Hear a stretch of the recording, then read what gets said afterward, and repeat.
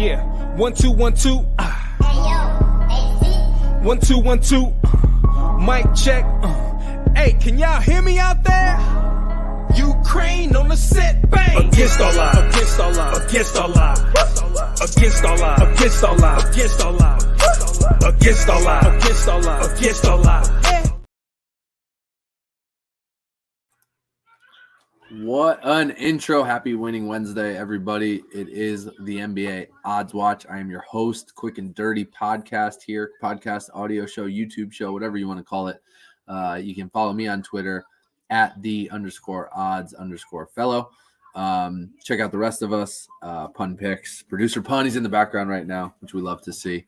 Guns Picks and the Dabby and the rest of the collaboration crew. We're going to be dropping a lot on Sports Wagering Network. That's on Twitter as well, SWN, as well as the Dad Bods podcast. But for today's show, Quick and Dirty, get you in and out here in 5 to 10 minutes. That's always the goal on a Wednesday. Tune in, tune out. Hopefully get some winners, hopefully get some assessments of the NBA. We're going to do pick one. We got a total, half unit. Then we're going to go into a quick futures update of where my second half kind of post All-Star game futures look right now. Not that pretty, not as strong as last year, but it is what it is. We'll pivot that quickly because it's a good segue into the NBA Eastern Conference updates. Any future looks there. NBA Western Conference updates. Any future looks there. A final pick, and then we'll close you out. So that final pick is a 1.25 unit play. So tell your friends, get them in here, stay till the end, or watch the replay, scroll to the end. I don't care. But just get involved because I do think that one is a winner, and I like that spot. We'll probably be dropping some other picks in Slack tonight with the Dad Bod Slack VIP crew. That is free to join, free to click in, join the community. It's a lot of fun, chat-wise, and then we just do tips, $1 minimum to stick around in the chat and stay active that next month after you join. So it's a cheap way to stay involved in the community. We really just do that just to drive engagement. That's what we want. We want people talking, enjoying, hopefully cashing off the plays. Some people post their own plays as well, and we have a lot of fun with it. So without further ado, we'll go into pick number one of the day, which is a half unit total here in the NBA in this Wednesday slate. Producer Pun fires it up there for me. So he can do the heavy lifting. You guys can do the reading, and I can do the explanation. Not much to get in here. I think this Memphis team is going to get going. I'll talk about that as the theme of the podcast throughout. When you look at this total a little bit, these teams have played each other twice. The last time was on March 1st. Memphis won that game 113-99, so a total of 212 points on a very similarly priced 231.5 total. So that line comes right back to where it was despite being under by 19.5 points. And if you go all the way back further into the calendar into October, obviously an earlier point in time in the NBA schedule and calendar, Memphis won that game 129-122 on a 231. That was 251 points over by 20 points. So obviously they do still expect these two teams together to kind of average back out towards this 231 point number. The reason the half unit, just for clarity, totals are tough. Totals are really tough. And they're sharp in the NBA. I think here I'm just protecting myself a little bit against, similar to almost what we got in that last matchup, a bad Houston performance and a little less pace, probably because of the blowout factor from Memphis. So, half unit allows you to protect that bankroll a little bit, maybe even hedge or double down within the NBA. There's a lot of variance that happens on comebacks and sides, as well as, runs and totals. So without further ado, quick update on the futures. Hopefully you guys tuned into that show and picked some of these. They're scrolling there along the bottom. I mean, I'm not going to beat them up because we'll talk about these a little bit in the futures update. I think the interesting thing is I'm alive on 3 of them and I'm probably completely dead on 2. So, hopefully everything break right. We go 3-2, and that would include one of the bigger ones. I think Utah's slightly bigger at 1.25. The Lakers to make the playoffs at plus 170-ish, which is a good number compared to what we'll talk about later. Still has a shot as well, right? So again, with Dallas, they just didn't gel as well as I thought they would. A lot of injuries. Kyrie, not, I guess, on his best behavior. They need to go 9-1. The Clippers, pretty much dead after the PG news last night. They need to go 8-1 or better after another tough loss, a 1-point loss. They've had a couple during this stretch. So for a while, I would have told you that was still in the mix, but they've had some duds. I think a double overtime loss to the Kings, some strange things. going on there. The three that I'm alive on, obviously, Lakers playoffs, which is tied directly to the Lakers over 39.5. So they need to go 5-5 or better in their last 10. Not impossible. And then the Jazz under 39.5. So they need to go to 4 or 7 or worse. They've had a couple comeback wins, like a 1 or 2 point win comeback against the Celtics the other night, 118, 117, I think they won. Not doing wonders there for my future. But again, I still think 3-2 is in play. 2-2 with the two Lakers bets could still work, but obviously, hopefully those two work in tandem. And the one we really probably need for that swing is the Jazz. So hopefully the Jazz go into tank mode over their last 11 games or so. And we'll see what happens. So 4-7 or better, 5-5 or better for the Lakers, 4-7 or worse for the Jazz are your pressure points to keep an eye on. All right, so let's pull up the playoff picture and the standings a little bit. So this is a live look. Hopefully you guys can see it. Expand your screen, expand the YouTube. It's really interesting. I think this shows you what the bracket looks like today. I do think there's some value here to talk about. I was looking mostly at DraftKings. Obviously, FanDuel and a lot of the other books have similar types of lines. So before you finalize anything off what I'm saying, I would go shop it. That's the same thing I'm going to do is shop some of these, maybe post them in our Slack or some on Twitter if we get into it. But the Western Conference is really where things get messy. So if you scroll down to the standings a little bit here, just to see the records and the detail and the teams that are out of it, there's not a lot separating the 6th place team, which is the Golden State Warriors, all the way down through the Pelicans, which are the 12th place team. So keep this in mind, right? 6 through 12. So that's a lot of spots. And then the play-in with 7 through 10. Golden State is 37 and 36. The Pelicans all the way down in that 12th, really tied with the Lakers, losing it, I guess, on percentage points, a tiebreaker for 11th, are 35 and 37. So there's some interesting nuances here. I think Dallas, to me, is a team that could easily wash their way out of this if Luka isn't healthy or if Kyrie isn't healthy. I think the depth they gave up, they need both of those guys in the mix. Now, 538.com has them at 74% to make the playoffs. But it's an interesting no for me. No to miss the playoffs on DraftKings is plus 300. So if they do find themselves sticking in this 8th spot, obviously it's 1 and in the play-in. And those two guys, I think, this is part of the value here. If Kyrie and Luka are on the court, even in a play-in situation, in a one-and-done situation, those are two guys you probably do want on the court. But an interesting one nonetheless, value-wise at plus 300 to potentially miss the playoffs. I think the Thunder are worth calling out. They sit in 7th, kind of in control of their own destiny. They're not giving up. They don't really care. It doesn't seem like about the picks as much, just given where everything is at, with how many other picks from other teams that they have in the future going forward. So at a plus 160, potentially only needing to win one play-in game to get in the tourney, I think still good value for them there. And I still don't hate the Lakers overall. I think when you look at their percentage on 538, there's producer pun. OKC, also legalized betting coming to Oklahoma. We're going to have to get a live reaction at some point this week. But with the Lakers, they're sitting in 11th. They're still plus 115. Just look at the odds around them, right? And then that 538 percentage is what jumps out for me. So obviously this for me is probably a no bet. I'll get into where I might see some other value on them going forward. But at 45% per 538 to make the playoffs, sitting in 11th with these types of odds in Vegas, I think a lot telling you here that the Lakers can make this push. Obviously, LeBron is probably the wild card. You get him healthy, you get him back, and then maybe they go on a run because they did add depth. AD has played better, and I still feel strongly about that team.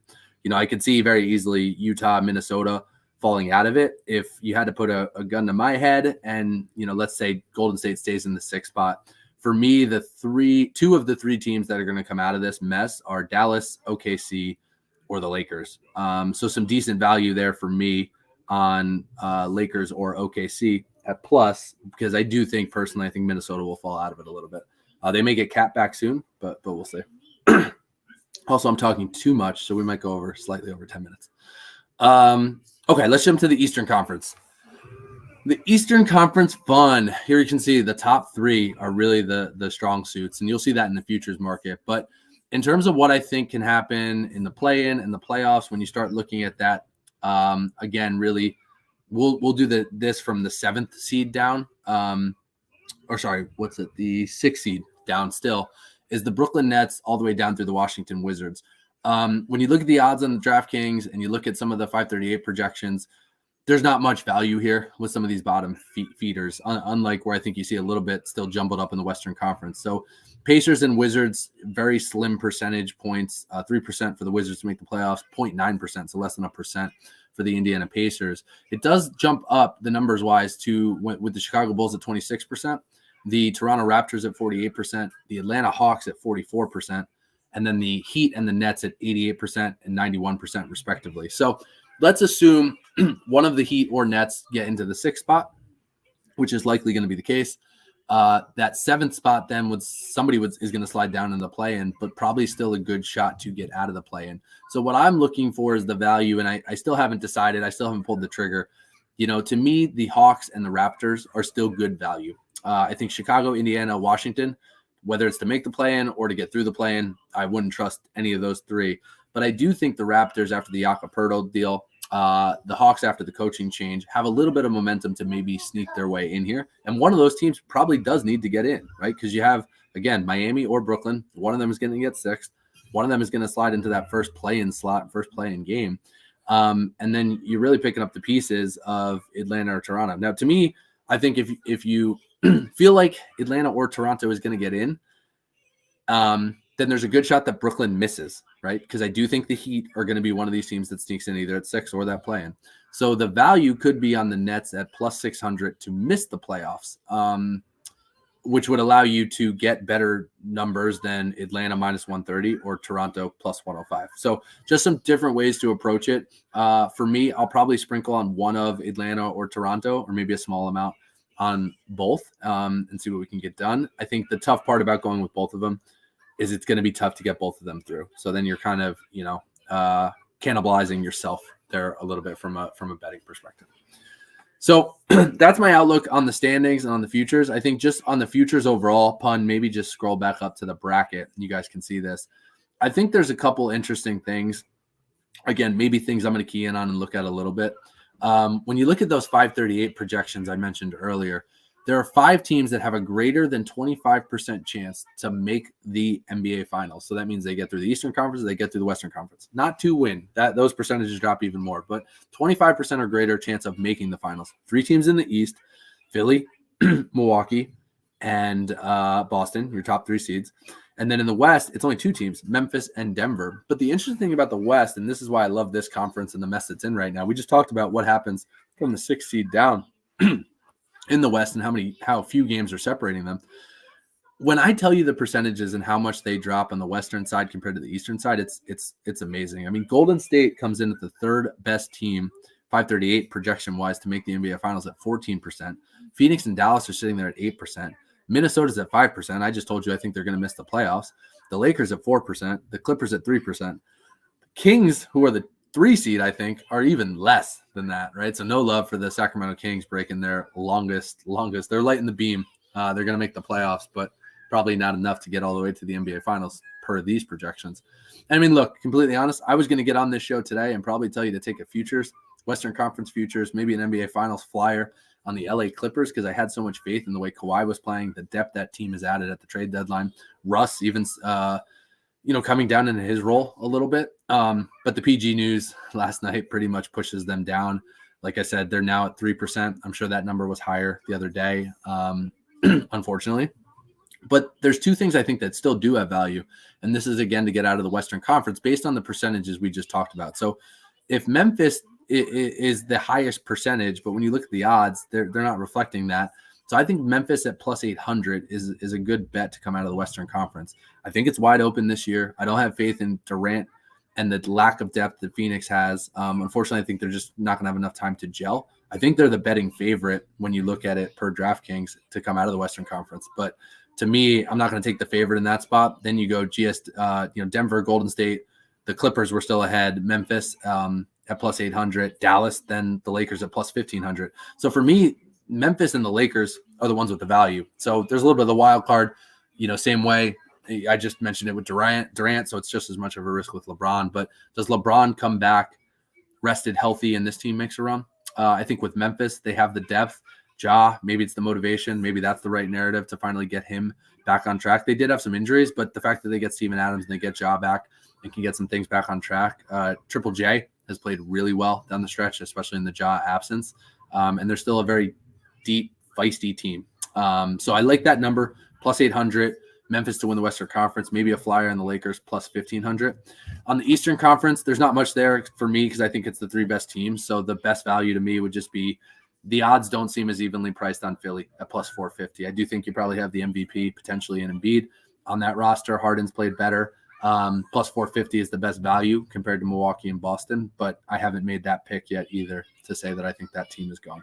So a few things to look at, just in terms of those teams. One other one, I'll give you one other little nugget is potentially now I can't find the data I had on it, but I think it was the Memphis Grizzlies to be the number 1 seed. And I looked at their schedule a little bit, which was pretty telling. But let's see, because it was a big number. If I can't find it, I'll tweet it out for you guys because we'll get it out. But I think there was another DraftKings line, and it was, to me, telling and interesting because, why can't they catch them, right? And if they do, I think right now they're 3.5 games back behind the Denver Nuggets for that first seed in the Western Conference. Scroll up.